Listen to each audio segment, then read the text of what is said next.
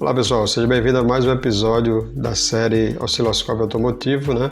Uma série feita para quem está começando ou querendo dar os primeiros passos no osciloscópio. Então, diante de tantas outras informações que nós temos aí, a Carre Técnica está trazendo para você também mais essa série que possa, né? Nós desejamos que possa te acrescentar algo, né? Nesse seu conhecimento, nessa sua introdução ao osciloscópio. E no início da nossa série, no primeiro episódio, nós tratamos da segurança do osciloscópio, aí veio, né, a atenuação, explicando o que é o atenuador, a sua função. No nosso segundo episódio, nós tratamos da instrumentação, a forma correta e segura de instrumentar, utilizando o diagrama elétrico, ok? E eu quero acrescentar aqui também o cuidado com relação à ponta de prova, ou probe, como a gente chama, tem que ser de boa qualidade, né? Você tem que lembrar que o primeiro contato do seu osciloscópio com o sinal que você vai analisar é o probe.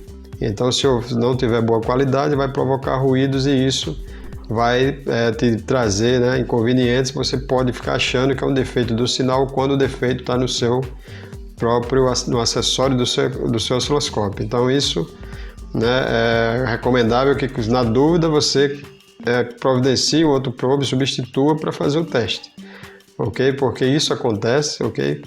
E isso traz bastante inconvenientes. Tá bom? E hoje nós vamos tratar sobre os ajustes de tensão e tempo, né? Que são os ajustes onde a gente sintoniza o sinal na tela. Né? Existem osciloscópios que já traz, né, em diversos sinais, né, como o Hantek, por exemplo, diversos componentes, melhor dizendo, ele traz o sinal base. E você pode utilizar isso, né? Nós mostramos no nosso treinamento como é que você pode avaliar isso aí, como é que você pode conferir isso.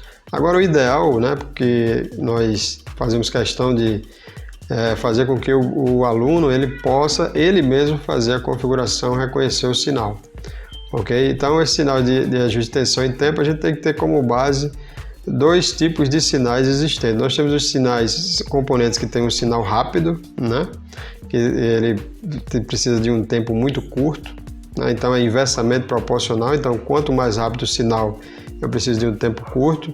Então o sinal, por exemplo, de rede de comunicação, um protocolo de comunicação, ele precisa de um tempo curto, né? E o sinal, por exemplo, de um potenciômetro, na hora que eu estou testando o potenciômetro, eu preciso de um tempo bastante longo, né? Um sensor de oxigênio, a sonda lambda, também precisa de um sinal de um tempo longo, que é para poder avaliar a evolução desse sinal no decorrer do tempo. E nós temos basicamente dois tipos de osciloscópios com relação a como se configura os ajustes de tempo e tensão na tela. Na hora que eu faço a configuração, como é que eles vão ser mostrados na tela. Então nós vamos explicar para vocês esses dois modelos. Então vamos lá. Então eu estou aqui do lado direito acima, ok? Esse outro Paulo aqui esse aqui é uma aula do nosso curso de osciloscópio, nosso curso online. Mas nesse modelo de osciloscópio, o que ocorre? Nós temos aqui as quadrículas e quando eu faço a seleção de tempo ou tensão, tá certo? Eu seleciono esse valor que eu coloco aqui, valor de tempo e tensão, eu estou selecionando por quadrícula. Então nós temos aqui 8 quadrículas, tá certo? Na vertical, que são as quadrículas relacionadas à amplitude, né? Ou voltagem, ou tensão, né? Como queira.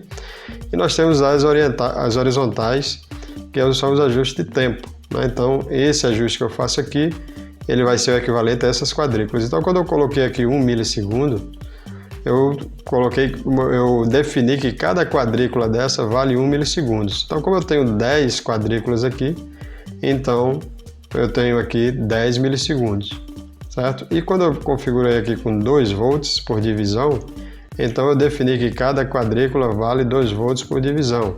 Se eu tenho 8 quadrículas, eu tenho o equivalente aqui a 16 volts. Então, eu posso ler aqui até um sinal de até 16 volts, ok? De amplitude. Eu posso ler e esse sinal ele pode ter até 10 segundos, ok? De tempo. Então, nesse modelo de osciloscópio, que a maioria dos modelos, ele tem essa característica, né? Então, quando eu defino aqui qual é o tempo e a tensão, eu estou definindo por quadrículas. Agora, o outro modelo existente, então nesse outro modelo, dependendo do sinal que eu esteja lendo, quando eu ajustar a tensão, eu estou ajustando a tensão em toda a tela, o valor em toda a tela, e não por quadrícula, né? Então, quando eu coloquei aqui 10 volts, eu coloquei aqui 10 volts desse ponto até esse. Então, se eu estiver, por exemplo, testando uma tensão de bateria, analisando uma tensão de bateria, 10 volts por divisão não vai ser suficiente. Então, eu tenho que ter atenção nisso aqui, né? Nessa diferença que pode existir, você pode pegar um osciloscópio que tem essa característica. Quando a gente ajusta 20 segundos, eu não estou ajustando por divisão, ok? Eu estou ajustando a tela completa. Então, são 20 segundos a tela completa. Então, se eu for trabalhar em um osciloscópio com o raciocínio do outro, eu vou, né, dificultar no momento desses ajustes de tensão e tempo. Então, é só uma questão de você fazer a leitura. É lógico que é sempre recomendável você fazer o treinamento, porque isso vai te adiantar bastante, né? Você já vai pegar bastante experiência, né? Mas se você estiver fazendo, né, a utilização de forma autônoma, você tem que ter essa atenção no momento que você adquire o osciloscópio, ok? Ou se você que comprou agora o seu osciloscópio está tentando conhecer ele, né? Então veja se não é o caso do seu osciloscópio ele ter esse tipo de configuração.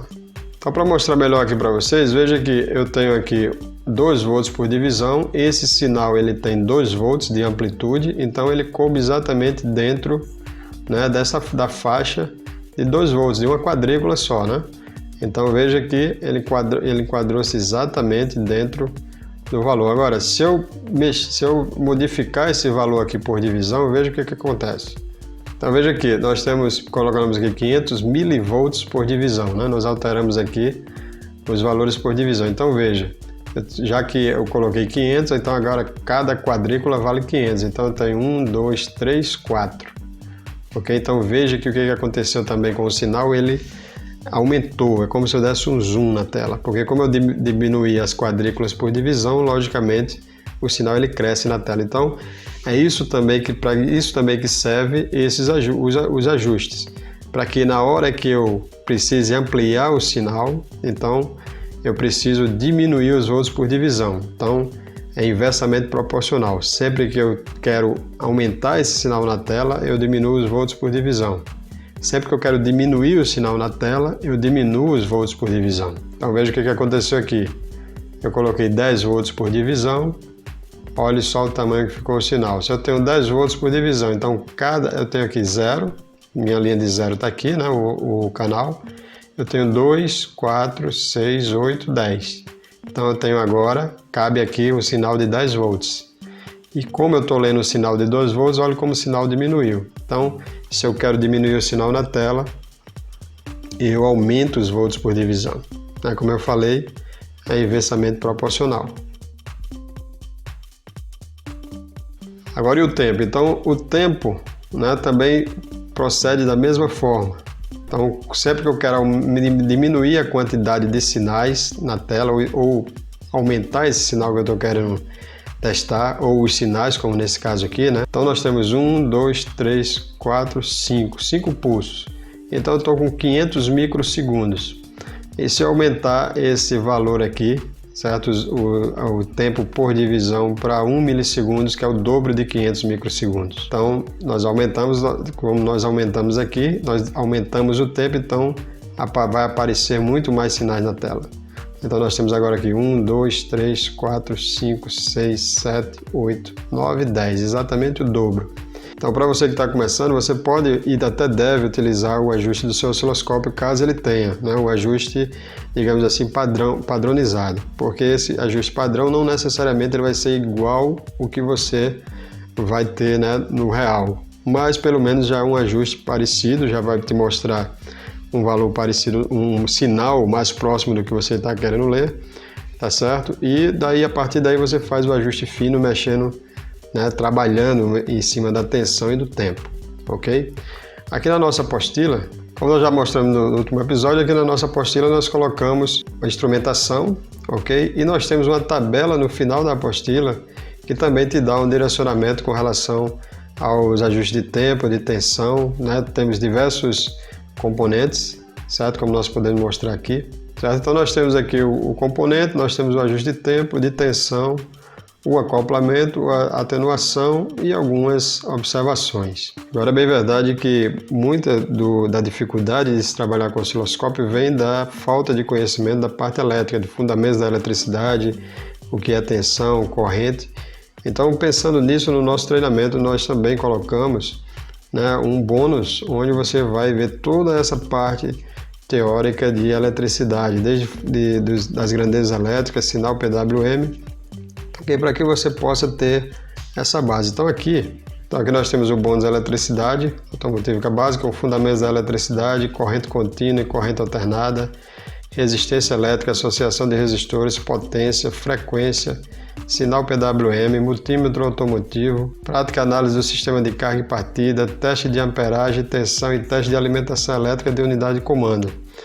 Então, todas são informações que você tem no nosso treinamento. Okay? Então, toda essa base aqui, mais o suporte que nós damos, é essencial para que você tenha um início, né, do seu conhecimento do seu osciloscópio, uma excelente base.